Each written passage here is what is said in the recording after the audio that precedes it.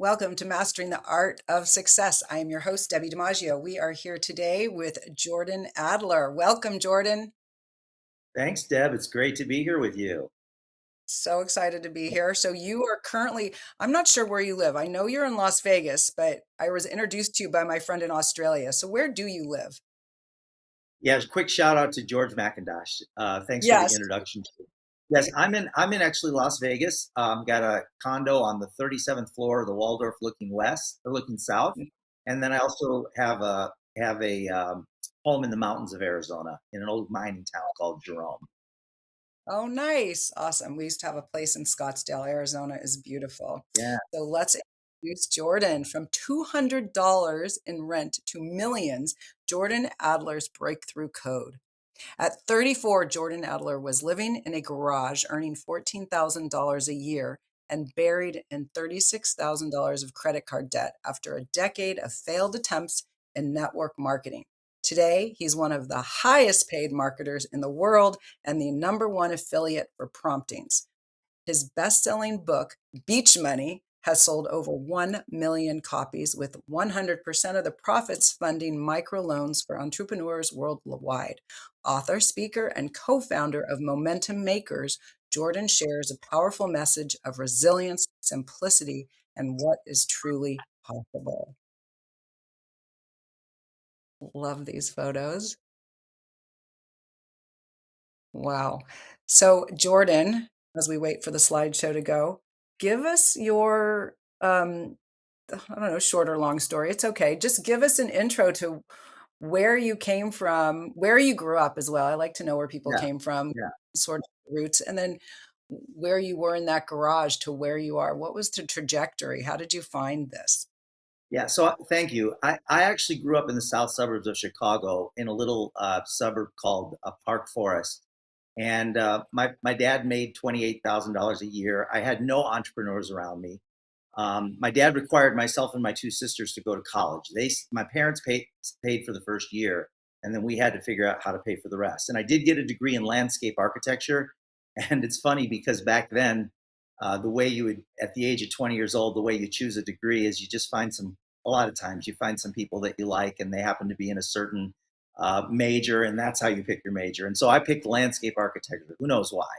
And I got my degree, and I had one friend in Arizona that I hadn't seen in years, and there was a lot of building going on. So I had 250 bucks, a guitar, and a suitcase, and moved to Arizona, and just did part-time jobs trying to get my footing because I bought a little $200 motorcycle, trying to figure things out. And during the next 10 years, I got involved in 11 different network marketing companies, part-time, trying to get something going, and never made a penny, never signed up a single person. But I always had this dream. Who knows where it came from? I was kind of like wired as an entrepreneur, but I didn't even really know what that was. Started reading about it, joining these little companies, and never made a penny. And then in 1992, I joined my 12th network marketing company, and I kind of cracked the code. At that point, I was 34 years old. I was living in an enclosed garage. My rent was $200 a month. I had $36,000 in credit card debt on 22 credit cards. Had a broken down Jeep that hadn't run for 2 years. And my job, I worked for an airline. I left the field of landscape architecture after about 3 years and joined an airline. And I was working for the airline. I worked for the airline for 13 years. But in 1992, my pay was $14,000 a year at 34 years old, and I was eating macaroni and cheese and tuna fish for dinner usually.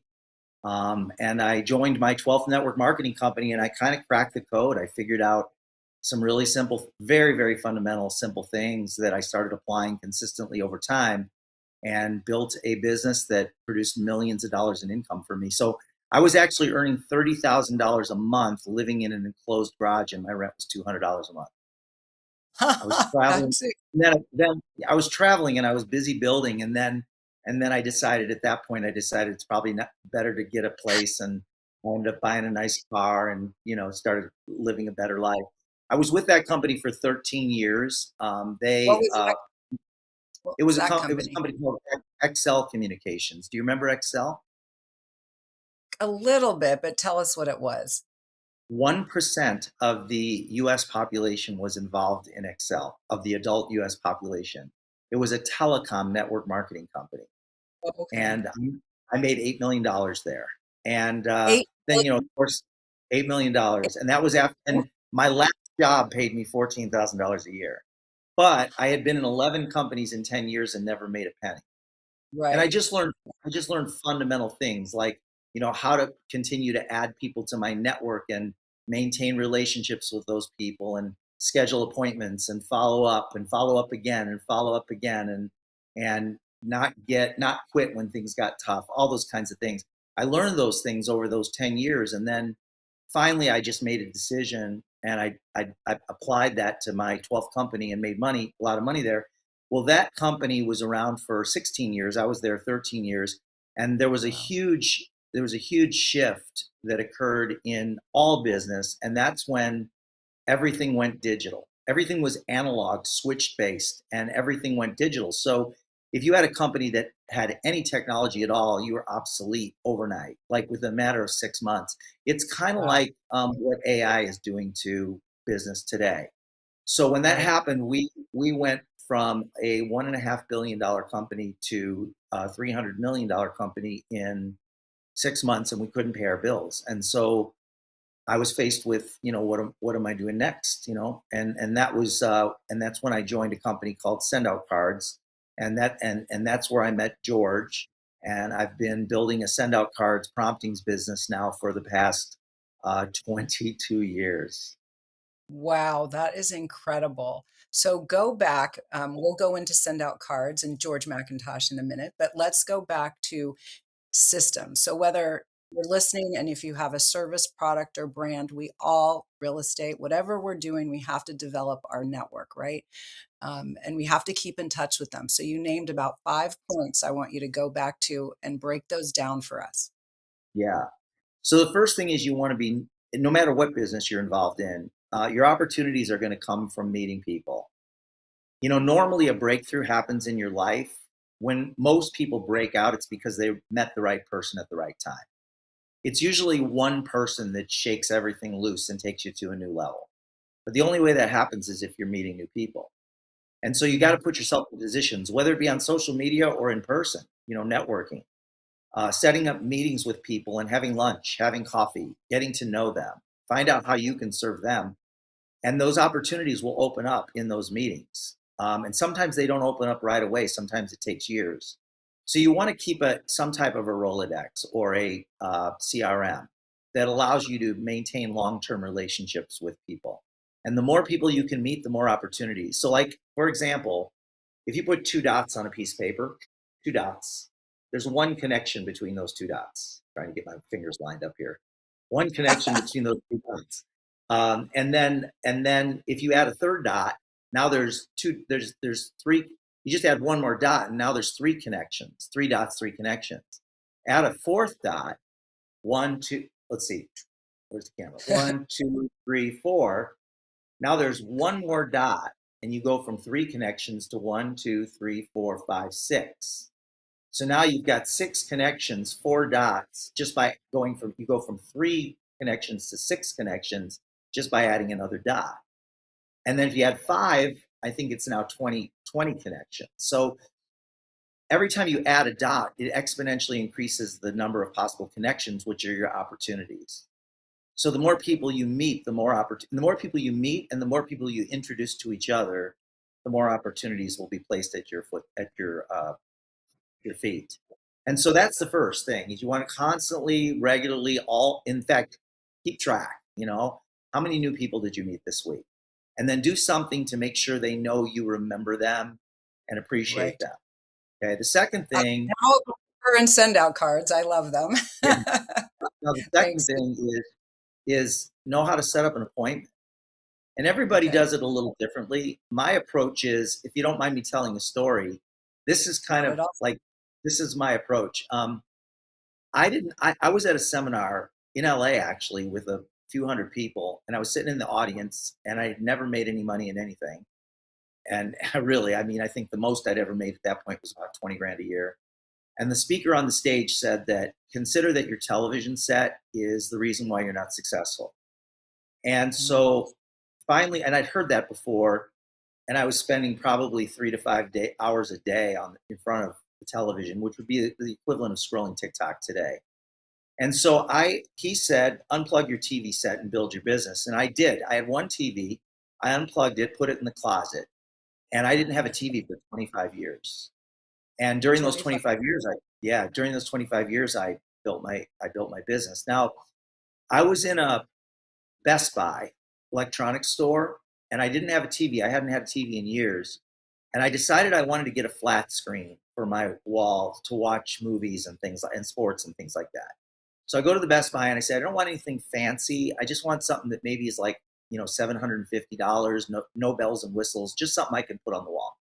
And the guy waves. He like waves his arm and he's like, kind of come with me. And I followed him into this room. And we go into the room and it's got leather couches and it's got a big screen TV on the wall. And he says, put these glasses on. And I put the glasses on, and all of a sudden Shrek is playing on the TV in 3D. And Shrek and the donkey are coming out of the TV, and there's just better than anything I'd ever seen before. It was just like so amazing. And I'm like, how much is this TV? And he said $6,000. And I said, I'll take it. Right. So that's all he did, was he waved a motion to me to follow him, and he sat me down on the couch and put the glasses on.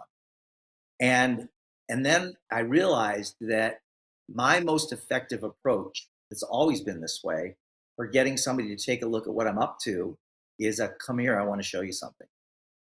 So when I Love that. talk to people, it's a form of that. So like Deb, if we had just met and we had a little connection like this, even if we've Right. only known each other for a few minutes, I'd say, Right. Deb, I'd say, I'd text you and I'd say, Deb, based on our conversation, I have something I want to show you. And what are you going to say? That's how easy it is to set up an appointment with It's somebody so that a little, exactly. everybody that you have a little bit of a relationship with will say, sure, what do you got? And Right. then I'd sit down and show you what I'm up to. And then I'd Right. find out about what you're up to and see if there's a fit. So, and I Absolutely. know it sounds overly simple, but it really is that simple. I set up appointments every single day doing that, even today. So, That's so incredible. that, so you look so tan and everything, and I'm all pale. No, I'm not sure if it's the lighting or because I'm a tan goodness, guy, and spray makeup. I was looking for the filters in your system so I could put some tan on. Zach, put some The third thing I mentioned was, obviously you need to know how you're gonna present what you're presenting, whatever it is. If you're selling real estate, you're showing a home. If you're in network marketing, you're showing your products in some way. If you've got an opportunity, you want to be able to help people see the opportunity. So you do have to have a sense of that. In my last company, we used a yellow pad and we wrote things out on a yellow pad. Today, I use videos. So I have somebody right. watch a video. Most of the time, I'm on the Zoom with them and I'm showing them a short 3 or 6 minute video. So I want to Mhm. show them what I'm up to. And then Right. I'm going to learn about them too and see if there's some kind of a fit between what we're doing and what they're doing. Then it's follow up, and you don't ever want to follow up with things like, "Are you ready to get started?" I usually ask somebody if they want to get started based on their reaction to me. So if they're Okay. smiling and nodding and leaning in and asking questions, those are buying signs. That tells me they're interested. And at that point, I might say, Deb, no pressure, but is this something you might want to do with me? Is this something you'd like to get started? And if you say yes, then I talk about the options and help you get started. And and I can usually read, most people can, you can read whether somebody's interested or not if they're skeptical. And so Right. whenever somebody's skeptical, you got to be able to differentiate between skepticism and cynicism. So skepticism is they have questions. They're just not sure. Maybe they've got some doubt. That's skepticism. Cynicism is they're just trying to shut you down. Okay. They're trying to put you down so that they look better, or they're putting serious walls up. So I go on to the next person if they're being really cynical. But if they're skeptical, if they're just asking me questions, or if they're leaning in but they've got doubt, hesitation, then I need to offer proof in some way. So that can be a video, multiple videos. It could be using your product, trying your product.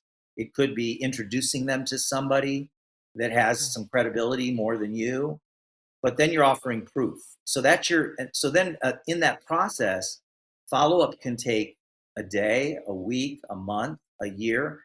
I'm now, just in the past week, I've been communicating with and signing up some entrepreneurs with us that I've known for 15 years, one of them 20 years.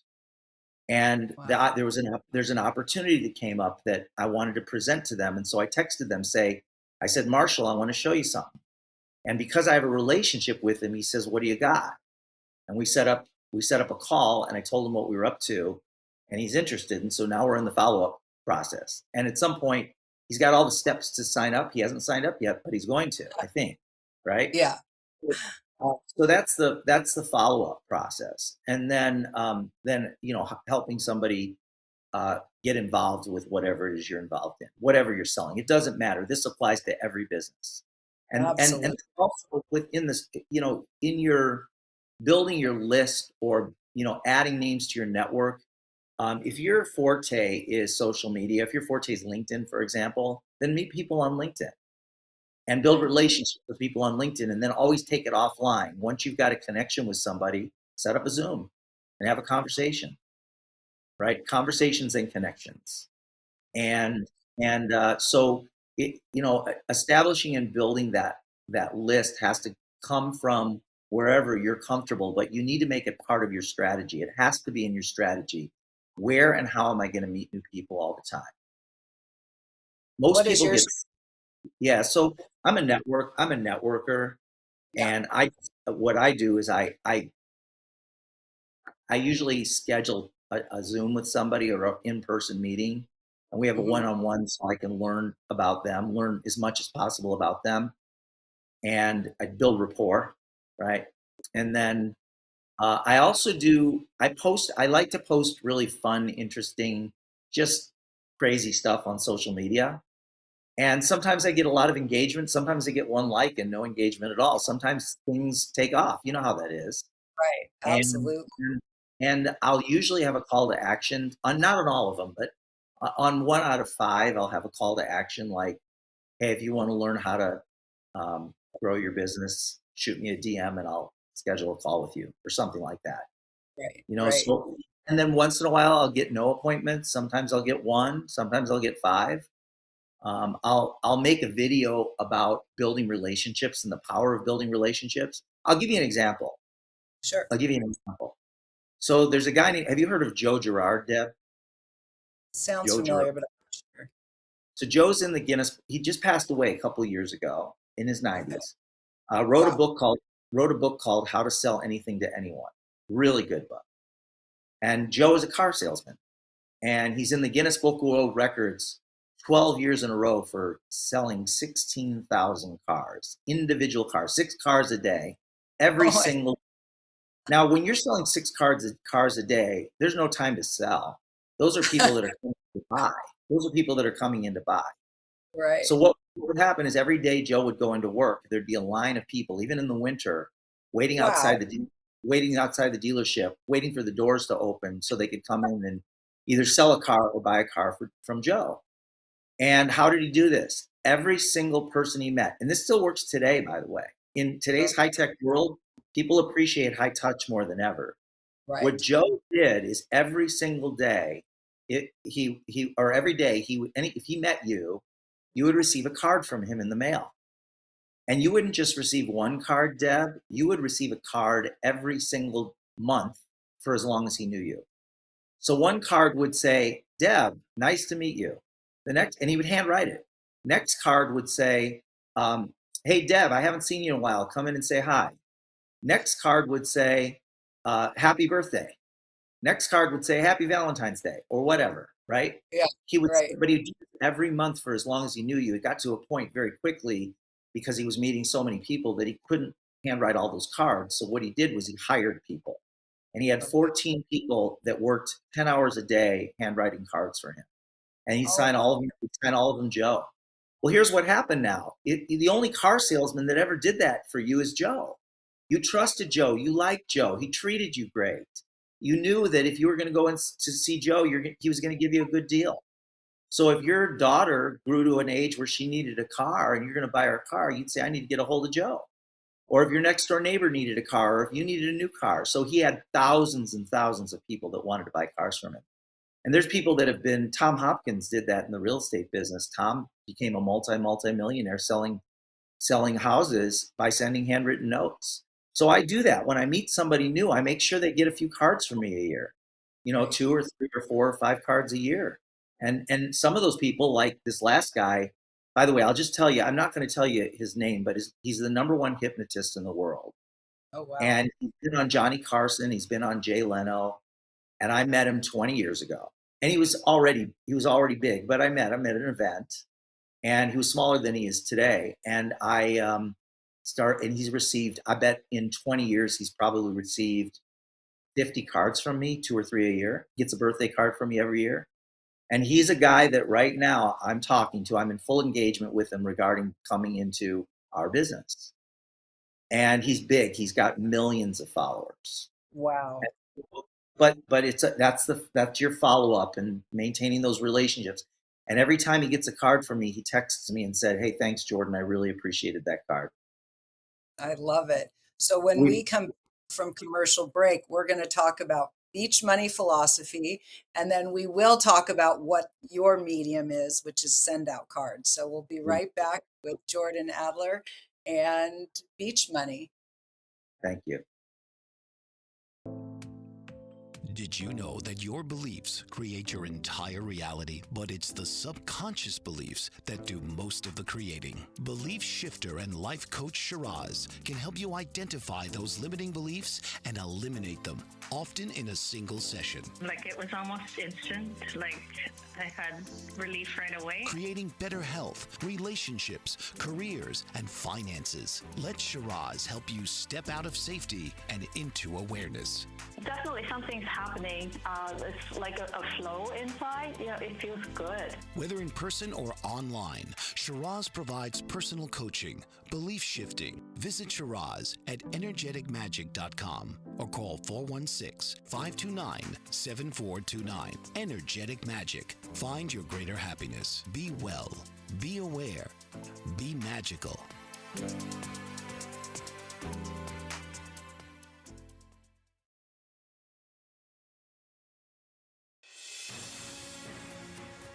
Mike Zorek, a three-time California state champion in Greco-Roman wrestling at 114 pounds. Mike, blind since birth, was born in Hartford, Connecticut. He was a six-time national placer, including 2 seconds, 2/3, and 2/4. He also won the Veterans Folk-Style Wrestling twice at 152 pounds. In all these tournaments, he was the only blind competitor. Nancy Zorek, a creative spirit whose talents have taken her to the stage and into galleries and exhibitions in several states. Her father, a commercial artist who shared his instruments with his daughter and helped her fine-tune her natural abilities, influenced her decision to follow in his footsteps. Ms. Zorek has enjoyed a fruitful career doing what she loves. Listen Saturday mornings at 12 Eastern for the Nancy and Mike Show for heartwarming stories and interesting talk. Welcome back with Jordan Adler. We are here today talking about beach money. So let's talk about beach money philosophy. What does beach money really mean beyond the lifestyle? What's the deeper message? Can I tell you where it came from first? Of course. Yeah, so I was back when in my early struggling days, I thought it would be a brilliant idea to run an ad in the newspaper, and I saved up for $250 for a 3-line ad, and I would only place that ad once every couple weeks, and I wasn't getting any good results from it at all. But what was interesting is I don't even know where it came from, but whenever I would put the title Beach Money on it, I would get like 20 times more calls than any other title. And I I love remembered that. And years later, I was doing a weekly conference call with my team as I was building a successful business. And this was before computers. I would handwrite my notes for the calls every single week. And then I'd put them in a box. And I had a big box filled with yellow pad notes. And I said, I need to turn this into a book. So I started writing the book and writing the chapters, but I didn't have a title. And I remembered from back in the like 25 years prior, I remembered that title and what it did to my ads. Even though I'd never had any results, good results from it, the title got attention. So I thought, this is what it's about: beach money, getting paid over and over again for working one time. Like, what kind of freedom would that give you if you had a passive check coming into your bank account every single Right. month? What if it was an extra $2,000 a month, or $5,000 a month, or what if it equaled your bills? What if you could replace your phone bill and your car payment and your insurance payment and your mortgage payment and have a passive income? And I thought, if I could teach people, that would be something that would be really attractive to people, and that's what I had been creating in my life. And so I knew that that's what I wanted when I was younger, but I never found the right vehicle and the right opportunity for me to make that happen. And then I finally did. So, most people, when they hear, like, I'll ask you, Deb, when you hear the phrase beach money, what do you think of? I think, well, I do think of someone on a beach, but freedom. I think of freedom, I think. Right. So that phrase means freedom to people, just Okay. by, and everybody wants to know more about it. So I Yeah. published the book without an intention of doing anything with it other than just to giving it out to my team, making it available. And it went viral. It got really big, and I sold over 1 million copies, and it's in 30 languages now, all over the world. I get Wow. messages from people in Vietnam and from Indonesia and from Iran, of all places. My That's book is in incredible. Iranian, and I didn't even know it. It was That's pirated, but that's okay. I mean, it's my, okay. Yeah, exactly. They know about you. my book is all over the world, and people get inspired by it. It teaches people how to think bigger. It teaches people to focus on things, even if it's on a part-time basis, that'll produce passive income. It teaches them the mindset, the skills, and how to build a network to do it. Some of your mindset tools that you teach people in your book. The biggest one by far is that the reason I didn't make it in the first 11 companies, most of them, was because I would get involved. I talked to a few people. Those people would shut me down. My confidence wasn't there. I'd get a little negativity, and I would decide that the opportunity wasn't right for me or it wasn't going to work. And so I quit. And then Okay. I'd do that. I'd be involved for 2 or 3 months. Then I'd quit. And then a few months later, I joined something else. And I did that for 10 years with 11 different network marketing companies. And then I started realizing through my reading and my, listening to audios, that no one has ever succeeded quitting everything they do. No, there's not a book called How to Quit Your Way to Success, right? So what I decided to do was, this was my 12th company. No matter how bad things got for me with that company, I wasn't going to quit. If the company was still around and people were making money, I wasn't going to quit. And so I had three things happen in my first 2 years that, if you had put 1,000 people in front of my circumstances, they would have all quit, but I didn't. And in my 12th company, after 8 months, I had made no money, but Wow. my eighth or ninth month, I made $180, which was significantly less than what I spent. And then over the next few years, my income went from 180 to 1,000 to 1,200 to 1,300 to 800 to 1,500 to 2,000 to 2,100 to 500. It did that for 3 years. And then With it. 33rd, You kept sticking with it. on my Wow. 30, on my 33rd month, I made $2,480, something like that. And then by my 40th month, so just between my third and my fourth year, I was over $30,000 a month. And that's the company that I went on to make $8 million. Wow. So your mindset shift was you weren't going to give up. You were going to No stick matter with what, it. You no matter just, how. and And Deb, it's in the moment, like right now, it's really easy for people to understand what we're saying. It's real right, easy. But when you're in the middle of it and you're feeling it and you're not feeling inspired, so here's the right, thing: we make decisions based on how we're feeling. right. And you can't make your decision as to whether you're going to work your business or not based on how you're feeling if you want to succeed. You can't. You've got to do it based on what you're committed to. So it's like, for those of you that have kids, there's many days you don't feel like being a parent because of the way your kid is treating you or what's going on in their life or what's going on in your life.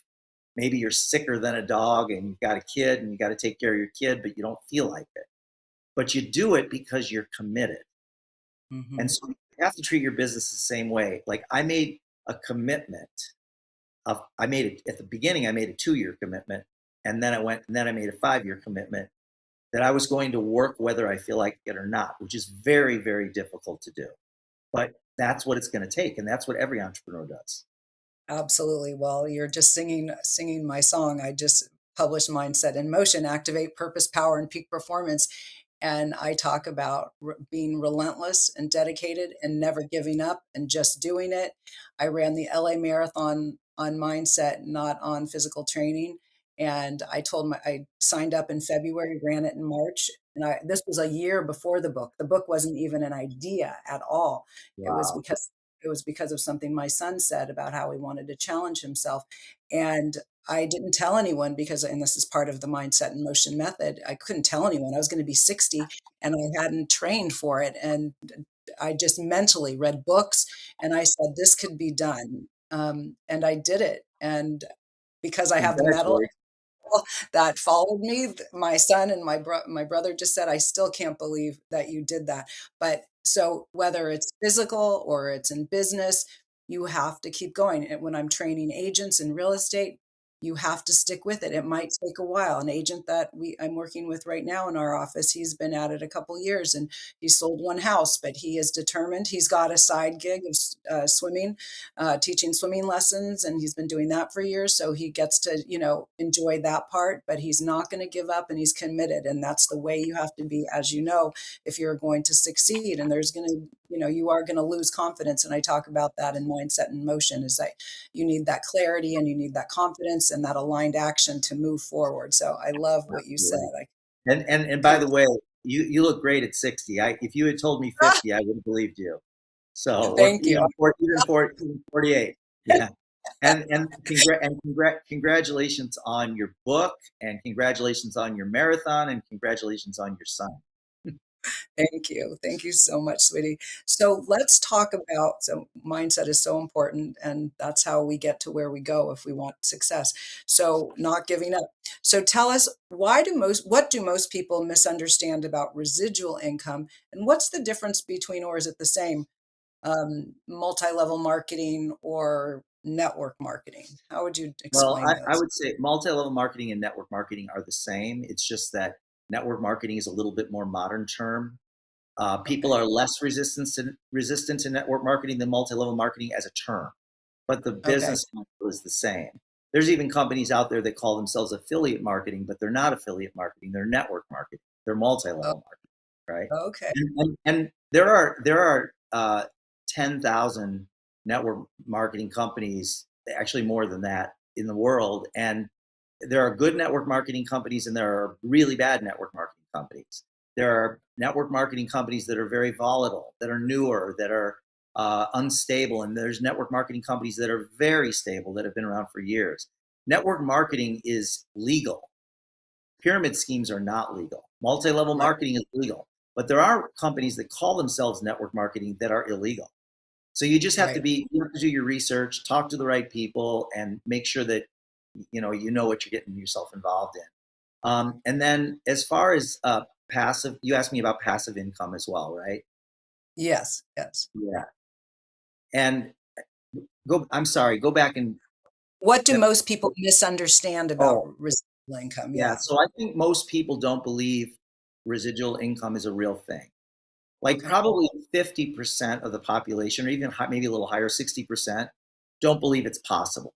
And then and then there's another 40% or 30 to 40% that don't believe it's possible for them. And when you don't believe something's possible for you, you don't do the work, right? Right. Why would you invest time if you don't believe something's possible for you? The truth is, it's possible for everyone once you make a decision that this is what you want. There's a lot of Right. ways to create passive income. You can buy vending machines. So let's Mm, say you bought a vending machine. A vending machine, a good used one is going to cost you 5 grand. A new one's going to cost you 20 grand. And you're never going to make a lot of money off one vending machine. You're going to have at least 10. So let's say $10,000 for 10 machines. That's $10,000 for 10 machines is what? 10 times 10,000 is, wait, 10, yeah, $100,000, $100,000, right? 10 Yep. machines, 10,000, $100,000. Now, what are you gonna have to do? You're gonna have to stock the machines. You're gonna have to buy the product to put in the machines. You're gonna have to collect the money, count the money, deposit it, all the stuff that comes with it. Make sure the machines don't break, all of Right. that. And what I loved about network marketing, and so that's one, by the way, the vending machine example is one way to create passive income. If you get those machines up and running and you hire somebody to do all that work, then you've got passive income. You can buy rental real estate, right? And some people teach no money down rental real estate. There's ways to do it. You can lose a lot of money doing it, but you can Right. buy rentals and get a positive cash flow of $200 or $300 a month on each rental and get a bunch of those. That's another way to do it, right? There's a lot of different ways to do it. You could buy a Right. storage units. Well, well, the vending machine example, going back to that, what I like about network marketing is every time a new consultant or distributor joins your organization, it's like adding another vending machine that you don't have to maintain, you don't have to stock the product, you don't have to collect the money. The only thing you Right. have to do is share a good idea with other people. So if I have two new consultants join my team, that's leveraging my time. And it's like additional hours into my work week that I don't have to put in. It's money that's created, and I get a cut of what they make.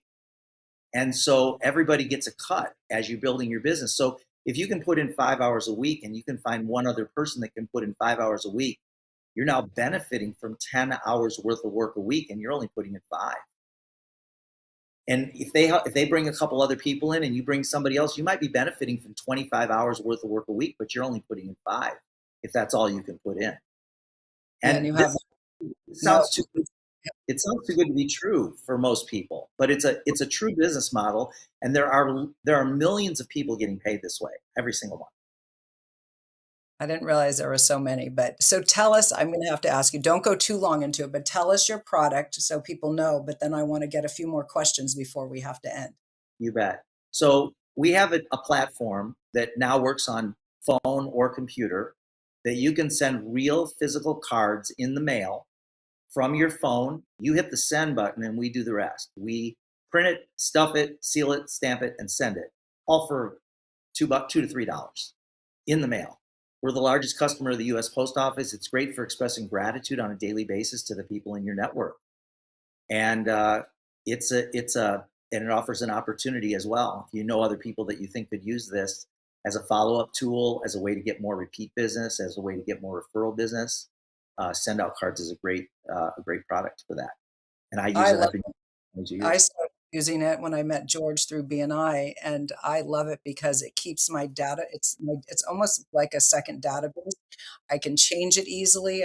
All my contacts is really easy to use, and then I can send out. I spend a little more time because I'm crazy, but I do all personalized photos and make you Yeah, have the that you can just send in a click, but I like to create a beautiful card with maybe a photo of them or their family or something, and you can use I'm very crazy on my fonts and style, so I can use the font that I want, so you can go so much deeper, but I just love them. It just makes it so easy, and you don't have to go to the card store and agonize over what card to buy, and then you have to get the stamps and the envelopes and handwrite it. So, but the font does look like my writing, a neater version of my writing. So it's yeah, very personal.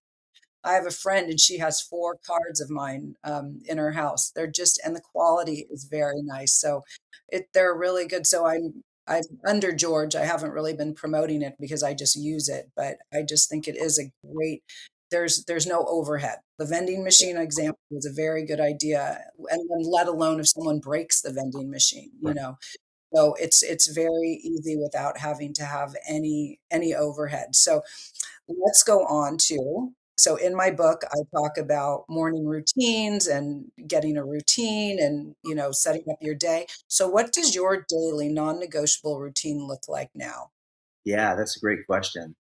And I have one. And, most of us, we wake up in the morning and sometimes we're feeling really great and refreshed. Sometimes we didn't sleep that well. We were tossing and turning and we're feeling tired. Sometimes we wake up feeling like frustrated and angry because of what's going on in our world, whatever it is, or in the world, right? Whatever it is. But so what I do is I usually use my first 2 hours of the day. Now, if you've got kids and you've got a job, maybe it's your first 20 minutes of the day. But the Right. first thing I do breath work. which usually is just a few minutes, like 4 or 5 minutes. I do a little bit of journaling almost every day. I write down what I'm grateful for, and that's a discipline. I drink way more, 3 times as much water as I feel like I need. So I'll chug every single morning when my feet hit the floor. The very first thing I do is I go into the kitchen and I chug a whole bunch of water, 3 glasses of water.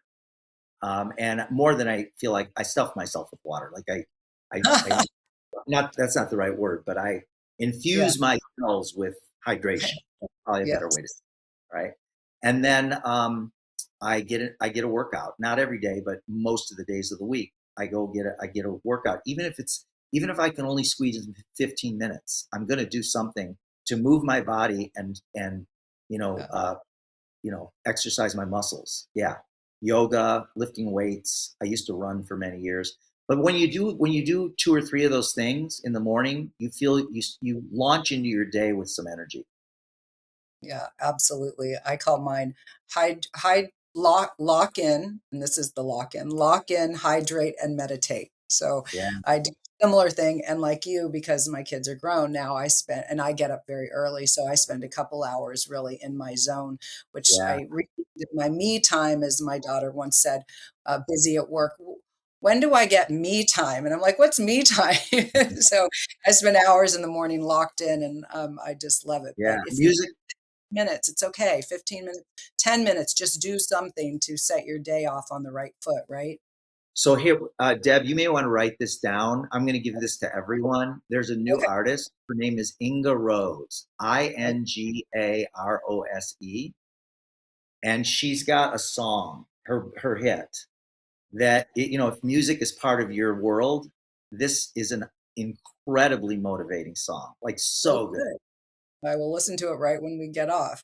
So, how do you stay motivated when results aren't immediate? Because you definitely have a record of sticking in even when you weren't doing great. Yeah, that's a great question as well. So I would say it's about my commitment, because the truth is we're only motivated a tiny percent of our day typically.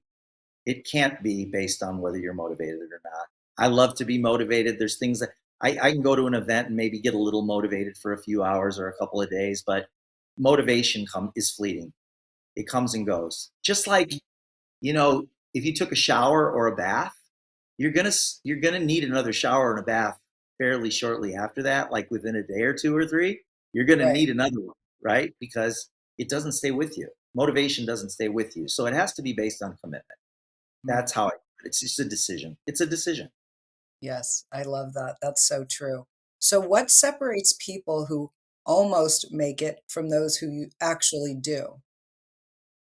I think that that's probably one of the biggest ones that I mentioned. The other is, you want to do your best to be around people that inspire you, whether you have to proactively reach out to them and schedule time to be with them, attend events that they attend. If Mhm. there's a networking event, an opportunity to be around other people that are up to something in their life, because that energy rubs off on you. It helps you to see a bigger picture. It helps you to dream.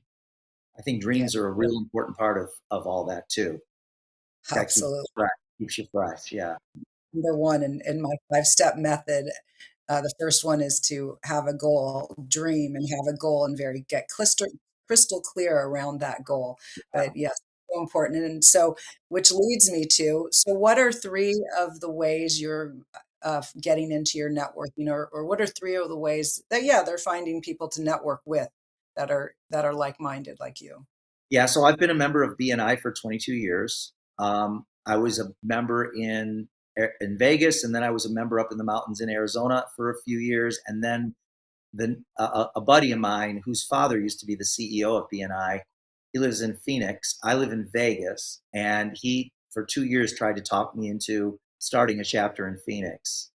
And so we started a BNI chapter in Phoenix, and I commute every single week from Vegas to Phoenix for my BNI meeting.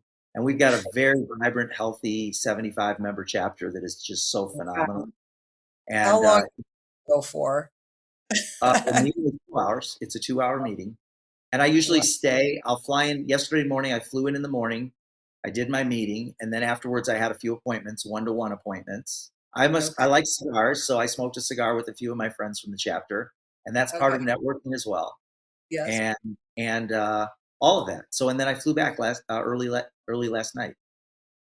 That's You amazing know, that you also look at the community you're involved in. If you're not involved in a community, get involved in a community. I'm a helicopter pilot. I learned to fly helicopters today, Debbie. Today is my yeah, 10-year anniversary of getting my helicopter license. I noticed the helicopter. We flew on a little helicopter in Moab that was looked like it was the guy built it. Oh, that's it. Like, oh wow, I don't know about that. 10 years. Wow, that's incredible. So But you so you have a I'm network of people, like-minded people that you're involved yes, with, right? I mean I know hundreds of people in the helicopter community because of that. Yeah, We and so flew we flew the what's it called? The big, huge one, the Maverick. We went in the Maverick of the helicopter to the Grand Canyon. that's my dream helicopter. Like That's I want that. It's a $5 million helicopter new. Yeah. crazy. Yeah. So I'm sorry I interrupted you. We were talking about who you network with and what are the Yeah, groups that so BNI is a okay. big part of it. I just look at like, and I do a lot. I network with people that I meet online as well. When I get a connection, you know, Mhm. there's a lot of real negative stuff on social media, and there's a lot of junk, and there's a lot of fakeness. But you want to sift through all that and find your tribe, and then you connect with those people, and then take it offline where you can actually get to know them. Absolutely. And I guess you might have answered that. What's one relationship strategy with BNI that most people overlook? Oh, that's a big one for me. In that most people, it depends on what you're building, but if you're building a network marketing business, realize that there's thousands of BNI chapters, and if you promote BNI and get your uh, distributors into a BNI chapter, that's pure leverage. So I promoted BNI like crazy and got into over a period of years, got into hundreds of BNI chapters, my team. And what happens is it teaches your members, it teaches your consultants or your distributors to network. It teaches them, they meet new people. It teaches them how to present. It teaches them so much stuff, and they learn Right. by being involved. So I promote, like if I had a real estate office and I had 5 realtors in there, I would have those 5 realtors start BNI chapters. Absolutely. After being in the business in real estate 35 years and only starting BNI 2 years ago, my piece of advice to people is get in whatever your service product or brand, get in a BNI group. It really gives you the skills and it pushes you because you've got the app. And so you do a one-on-one and you network like we log a one-on-one today. I already have 3 referrals for you just by listening to you. And then past referrals. And of course, I'm always number one on the leaderboard because I do what I'm told. It's like, this is what you're supposed to do. Okay, I do it. So I know Mark is telling us time's up. What is one thing you would tell your 25-year-old self? What advice? Yeah, it's going to be okay. Everything's going to be okay. Yeah. And Because stick with back then you don't know. It's like you're fumbling through life trying to figure things out. You're not living the life. You're not living your dream life at 25 most of the time. And right. I would probably say, you know what, just relax, take a breath. Everything's going to be okay. Absolutely. I love it. So how do people get a hold of you, Jordan? You know, probably best to connect with me on Instagram Okay. at beachmoneyjordan. At At beachmoneyjordan. Jordan. I love it. And where do we get a copy of your book? Best place to go for that is Amazon. And there's actually 2 books. There's Beach Money and Better Than Beach Money. They're separate books, different books, and Okay. both of them are really fun Oh, books, and you'll learn a lot. awesome. Well, this has been such a fun interview. Thank you so much. I look forward to meeting you in person and Absolutely, continued success to you and get out on that beach. Do you go to the beach often? all the time. Oh, you do. Mostly, Okay. mostly West Coast, San Diego, but I'm all over the world. I travel all over Right. the world. Wonderful. Well, thank you so much for being here today. It Thank was a you, pleasure. Deb. It's been my honor, and it's very nice to meet you, and I really appreciate the opportunity to chat with everybody. Absolutely. Thank you, Thank you. George. Thanks, George McIntosh. Yes, thanks, George. Tune in each week for another episode of Mastering the Art of Success with host Debbi DiMaggio. Thursdays, 2 p.m. Eastern. Real stories, real strategies, real success.